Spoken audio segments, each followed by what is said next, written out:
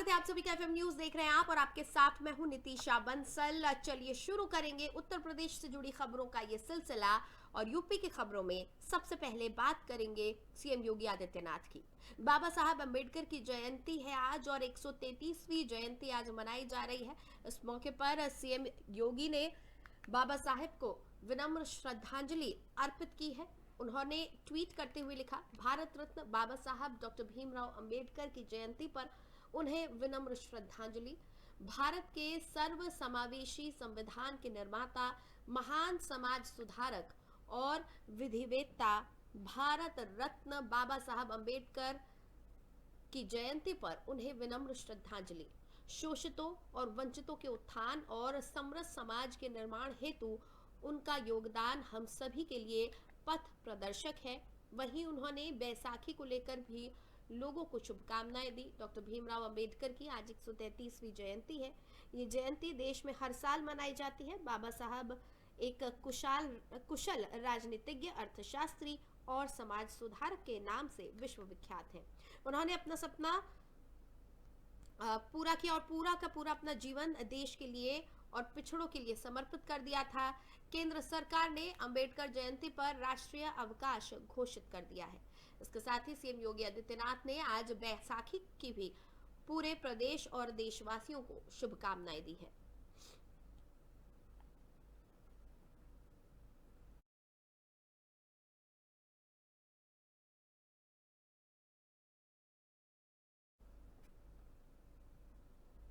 और मुरादाबाद जनपद में राज्य मंत्री जसवंत सिंह सैनी के मुरादाबाद पहुंचने पर भाजपाइयों ने उनका जोरदार स्वागत किया और राज्य मंत्री जसवंत सिंह सैनी लाइन पार सरस्वती धर्मशाला में आयोजित भाजपा के प्रभावी मतदाता सम्मेलन में मुख्य अतिथि के रूप में पहुंचे और कार्यक्रम को संबोधित करते हुए कार्यकर्ताओं में जोश भरा।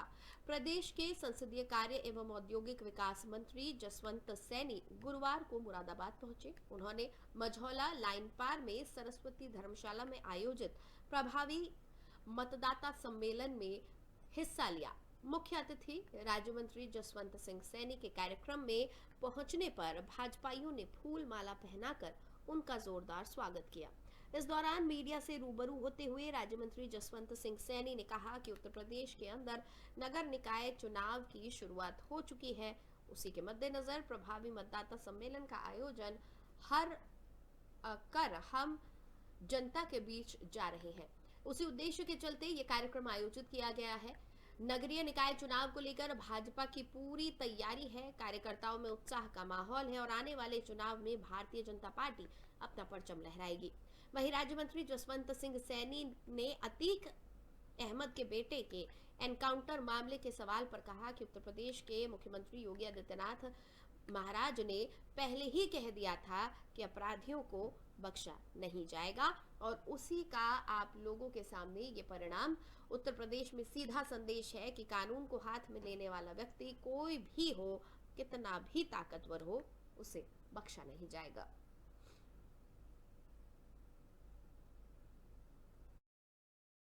उत्तर प्रदेश के अंदर नगर निकाय चुनाव की शुरुआत हो चुकी है। भारतीय जनता पार्टी पूरे ताकत के साथ इन चुनाव में उतरी है। उसी के निमित्त प्रभावी मतदाता सम्मेलनों के माध्यम से हम जनता के बीच में जा रहे हैं। उसी के निमित्त कार्यक्रम का आयोजन किया गया। तो क्या लगता है निकाय चुनाव के लिए भाजपा की क्या तैयारियां हैं? भाजपा की भारतीय जनता पार्टी की पूरी तैयारी है। वोट तक की हमारी रचना कंप्लीट है। सभी कार्यकर्ताओं के अंदर उत्साह का माहौल है और आने वाला निकाय चुनाव है भारतीय जनता पार्टी अपना पर्चा लहरा रही है। आज जो अतीक के बेटे थे उनका भी एनकाउंटर हो गया, उमेश पाल हत्याकांड में क्या कहना चाहेंगे? उत्तर प्रदेश के मुख्यमंत्री योगी आदित्यनाथ जी महाराज ने पहले ही कह दिया था कि अपराधियों को छोड़ेंगे नहीं और उसी का ही ये आप लोगों के सामने परिणाम। उत्तर प्रदेश में सीधा संदेश है कि कानून को हाथ में लेने वाला व्यक्ति कोई भी हो, कितना भी ताकतवर हो, उसे बख्शा नहीं जाएगा। चलिए आगे बढ़ेंगे। उमेश पाल हत्याकांड में नामजद आरोपी माफिया अतीक अहमद और उसके भाई अशरफ को धूमनगंज पुलिस ने गुरुवार रात को नैनी जेल से कस्टडी रिमांड पर लिया। पुलिस अतीक और अशरफ से 4 दिनों तक पूछताछ करेगी। ऐसे में अतीक का अपने बेटे असद के जनाजे में शामिल होना नामुमकिन लग रहा है, क्योंकि कस्टडी रिमांड के दौरान पैरोल नहीं मिल सकती है। लेकिन अगर अतीक की तरफ से जनाजे में शामिल होने के लिए जिलाधिकारी के यहाँ अर्जी दी जाती है तो उस पर विचार हो सकता है, क्योंकि पुलिस द्वारा आरोपी को कस्टडी रिमांड में लेने के बाद डीएम के पास ही इसका अधिकार है। लेकिन अभी तक अतीक की तरफ से ऐसी कोई अर्जी डीएम के पास नहीं दी गई है। अतीक के वकील ने भी इस बात की जानकारी दी है कि इस तरह की कोई अर्जी फिलहाल नहीं दी गई है। शुक्रवार को जब असद का शव प्रयागराज लाया जाएगा, उसके बाद अगर अतीक कोई अर्जी देता है तो डीएम अपने विवेकाधिकार से उसे जनाजे में शामिल होने की अनुमति दे भी सकते हैं और नहीं भी। गौरतलब है कि गुरुवार को यूपी एसटीएफ ने अतीक के बेटे असद और शूटर मोहम्मद गुलाम को झांसी के परीक्षा डैम के पास एनकाउंटर में मार गिराया था। दोनों के शवों को पोस्टमार्टम के लिए 5 डॉक्टर्स के पैनल को सौंपा गया। रात 2 बजे दोनों का पोस्टमार्टम संपन्न हुआ।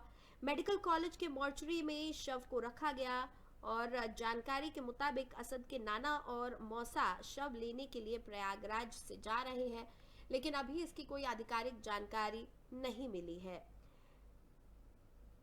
अभी असद के परिजन निकले हैं कि नहीं, इस बात की भी कोई आधिकारिक पुष्टि नहीं की गई है।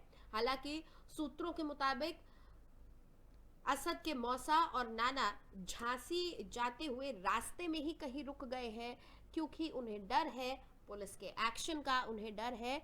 उनका कहना है कि इस पूरे मामले में पुलिस उन्हें घसीट सकती है। हालांकि इस पूरे घटनाक्रम को लेकर अभी तक कोई आधिकारिक जानकारी नहीं सामने आई है।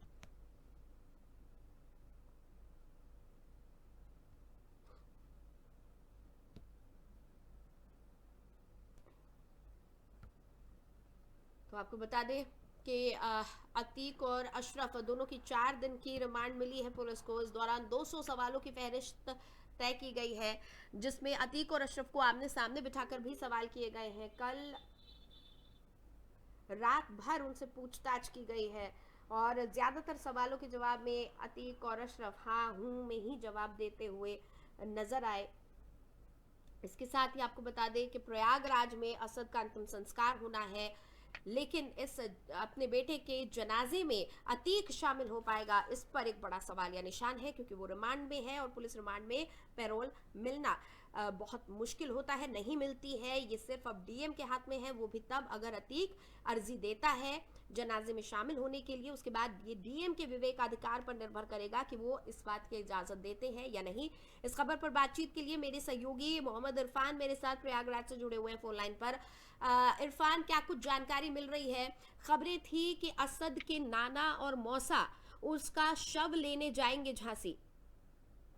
जी बिल्कुल नितिशा, बता दें कि 5 लाख के इनामी बदमाश असद और उसका साथी गुलाम जो है कल पुलिस मुठभेड़ में ढेर हो गया है। तो इसके बाद से ही जो है लगातार जो आम जनमानस में जो प्रतिक्रियाएं आ रही हैं कि आखिर जो माफियागिरी थी, आखिर वो उन्होंने आत्मसमर्पण कर लिया अतीक ने। तो कहीं ना कहीं अतीक भी मीडिया के सामने लगातार कहता चला आया है कि अब तो हमने माफियागिरी का आत्मसमर्पण भी कर लिया है, फिर भी सरकार हमको नहीं बख्श रही है। तो कहीं ना कहीं अतीक के लिए सबसे मुश्किल घड़ी है, क्योंकि कल रात से ही असद के नाना और असद के मौसा जो है झांसी में जो है पोस्टमार्टम के बाद जो शव को प्रयागराज लाने के लिए गए हैं। हालांकि कुछ देर बाद वो 12 बजे तक समथिंग वो प्रयागराज असद का शव लेके आएंगे। लेकिन जो हालांकि कब्रिस्तान के पास में जो भट्टी के पास कथारी मथारी गांव है, उनका पड़ोस के लोग जो है कब्रिस्तान जो है तैयार कर रहे हैं। और सबसे बड़ी बात यह है कि असद के पास पड़ोस के लोग और असद के जो रिश्तेदार है वो मौके पर पहुंच चुके हैं। भारी संख्या में लोग वहां पर मौजूद है कब्रिस्तान के बगल में, जहां पर प्रयागराज के कथारी मथारी क्षेत्र में असद का अंतिम संस्कार होना है, जो कि 12 बजे के जुमे की नमाज के बाद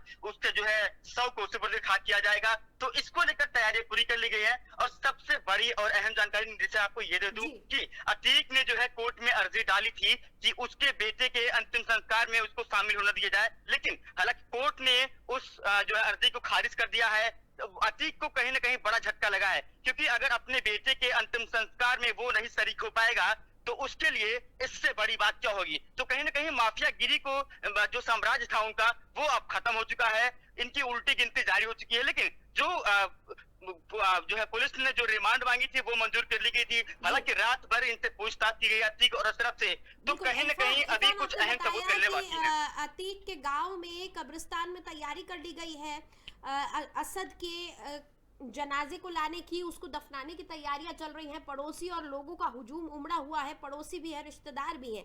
ऐसे में जब अतीक जैसे शख्स का बैकग्राउंड देखा जाता है तो लाजमी है परिस्थितियां बिगड़ भी सकती हैं। प्रशासन की तरफ से क्या तैयारियां हैं? जी बिल्कुल, बता दें कि प्रशासन का जो चौक चौबंद व्यवस्था है वो व्यापक इंतजाम किए गए हैं और कड़ी सुरक्षा के बीच असद का जो है अंतिम संस्कार होना है। और सब दूसरी तरफ ये भी बता दूं नितिशा की जो उसका साथी जो गुलाम जो पुलिस मुठभेड़ में पुलिस मुठभेड़ में ढेर किया गया है, उसका जो भाई है राहिल हसन और उसका परिवार, उसने जो है जो गुलाम के जो उसमें आरोपी गुलाम था मुठभेड़ के दौरान मारा गया है, उसका परिवार शव लेने से इनकार कर दिया है। उनका साफ तौर पर कहना है कि वो अगर किसी आरोपी को या फिर जो आम जनमानस में हानि पहुंचाता है वो उसके खिलाफ है। और वो अपने भाई का राहिल हसन गुलाम का भाई है, उसने साफ तौर पर मना कर दिया है कि उसका परिवार इसके खिलाफ है और उस शव को नहीं लेगा। तो कहीं ना कहीं ऐसे में गुलाम हसन जो है वो जो है राहिल हसन तो भाजपा नेता भी है, तो कहीं ना कहीं उन्होंने साफ तौर पर कह दिया है कि जो भी इस ऐसी घटनाओं को अंजाम देगा उसके साथ यही होगा। और शायद यही वजह है कि उसके भाई के साथ यही हुआ है। जब गुलाम का घर ढहाया गया था, उस पर बुलडोजर चला था, तो उसकी माँ ने, गुलाम की माँ के भी यही शब्द थे कि अगर गुलाम का एनकाउंटर हो भी जाता है तो उसका शव हम कबूल नहीं करेंगे। एक माँ इससे बड़ी बात शायद कोई नहीं कह सकती। उस दिन गुलाम की माँ की आंखों में आंसू थे। भाई राहिल बार बार माँ का माथा चूम रहा था और अपनी आंखों के सामने उन्होंने अपना घर बुलडोजर से ढहता हुआ देखा था और उस दिन गुलाम की माँ के ये शब्द थे। बहरहाल इरफान, असद के शव को लाने के लिए बताया जा रहा था कि नाना और मौसा निकले हैं, लेकिन उसके बाद कुछ खबरें ऐसी भी थी कि नाना और मौसा रास्ते में रुक गए हैं, उन्हें पुलिस एक्शन का डर है। क्या है जानकारी आपके पास? जी बिल्कुल, बता दें कि इस वक्त जो है असद के नाना और मौसा अस्पताल में हैं और पोस्टमार्टम के बाद शव को वो प्रयागराज लाएंगे और बाद नमाज जुमा वो शव को जो है सुपुर्द खाक करेंगे। तो कहीं ना कहीं इसको लेकर जो पुलिस प्रशासन की जो तैयारियां हैं वो पूरी कर ली गई हैं। कड़े सुरक्षा व्यापक इंतजाम के दौरान सुपुर्द खाक किया जाएगा असद के शव को। तो कहीं ना कहीं और जो लोग हैं और जो माफिया हैं, जो बदमाश हैं, कहीं ना कहीं उनको एक संदेश है कि जो भी ऐसी घटनाओं को अंजाम देगा उसका परिवार भी उसके खिलाफ होगा। शायद यही वजह है कि गुलाम जो आरोपी था जिसने पुलिस मुठभेड़ में जो मारा गया है, उसका परिवार आज उसका शव लेने से इनकार कर दिया है। तो साफ तौर पर एक संदेश है कि योगी सरकार में माफियाओं की बिल्कुल खैर नहीं है। ऐसे में सरकार ने लगातार ताबड़तोड़ एक्शन लिया है, यूपी पुलिस भी लगातार एक्शन में आई है। तो जो नवीन जो लगातार यूपी पुलिस और एसटीएफ एक्शन में है और कहीं ना कहीं जिस तरह से सदन में कहा था सीएम ने कि माफिया को मिट्टी में मिला देंगे, वो होता हुआ अब नजर आ रहा है। इरफान, असद के अतीक के बाकी परिवार के बारे में क्या कुछ जानकारी है? दो भाई जो कि जुवेनाइल बताए जा रहे थे, कहा जा रहा था उन्हें जुवेनाइल में रखा गया है, बाल सुधार गृह में रखा गया है। साथ ही शाइस्ता परवीन के बारे में कोई सुराग नहीं मिल रहा था। क्या अब असद की मौत के बाद कोई सुराग मिलने की उम्मीद नजर आ रही है? क्योंकि एक माँ अपने बेटे को आखिरी बार भी नहीं देखेगी, ये एक बहुत बड़ी बात इसको हम कहेंगे। जी बिल्कुल, शायद इसी को देखते हुए क्योंकि शाइस्ता परवीन के ऊपर ऑलरेडी 25,000 का इनाम था, अब जो है पुलिस ने उस इनाम को लगभग डबल कर दिया, 50,000 कर दिया है। तो कहीं ना कहीं शाइस्ता परवीन लगातार फरार चल रही है। हालांकि उन तक जब ये खबर पहुंचेगी तो कहीं ना कहीं जमीन तले पैर जो है वो निकल पड़े होंगे। तो कहीं ना इसी को लेकर शायद अतीक जो है कोर्ट में अर्जी दिया था कि उसे उसके परिवार में जाने दिया जाए, उसके बेटे के अंतिम संस्कार में शामिल होने दिया जाए। शायद कोर्ट ने यही उसी को मद्देनजर देखते हुए, क्योंकि इनकी माफियागिरी दादागिरी लगातार चलती रही है, आज इनने जो है सरकार के सामने घुटने टेक दिए हैं। तो कहीं ना कहीं सरकार एक्शन मोड में है और शायद यही वजह है कि अतीक की जो है अर्जी थी वो कोर्ट की तरफ से खारिज कर दी गई है। अब अतीक जो है अपने परिवार में अपने बेटे के अंतिम संस्कार में नहीं शामिल हो पाएगा। इससे बड़ा क्या होगा? अभी ये इस चीज पर निर्भर करेगा इरफान कि अतीक डीएम के पास अर्जी भेजता है या नहीं। जब असद का शव प्रयागराज पहुंच जाएगा उसके बाद अगर अतीक डीएम के पास अर्जी भेजता है और डीएम अर्जी कबूल कर लेते हैं तो अतीक शामिल हो सकता है इस अंतिम संस्कार में। सब कुछ निर्भर करता है कि अतीक अर्जी देता है डीएम को या नहीं, और उसके बाद डीएम अपने विवेक के आधार पर क्या फैसला लेते हैं। बहरहाल बहुत बहुत शुक्रिया इरफान, आप नजर बनाए रखिएगा। तो अतीक के बेटे असद का और साथी शूटर गुलाम का बीते रोज झांसी में यूपी एसटीएफ ने एनकाउंटर कर दिया, जिसके बाद आज असद का शव प्रयागराज लाया जा रहा है। असद के गांव में कब्रिस्तान में तमाम तैयारियां कर ली गई है। पुलिस की व्यवस्था भी चाक चौबंद नजर आ रही है।